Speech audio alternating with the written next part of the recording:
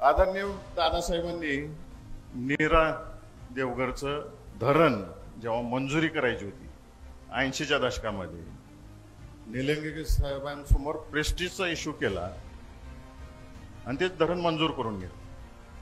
नंतरच्या काळात रामराजे साहेबांनी सुद्धा त्यात योगदान दिलं आणि आपल्या सगळ्यांना माहिती आहे की विदर्भाचा जेव्हा अनुशेष निघाला तेव्हा पश्चिम महाराष्ट्रातल्या सगळ्याच योजनांवरती राज्यपालांनी बंदी घातली।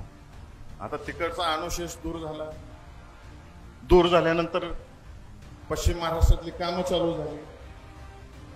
लाख मतं ज्या माणसाला दिली आम्ही, त्याचं काम होतं की मोठे दादांना त्या बैठकीला घेऊन जायचं, रणजितदादांना त्या बैठकीला घेऊन जायचं, इथला आमदार घेऊन जायचा, तर गेले नाहीत बैठकीला घेऊन।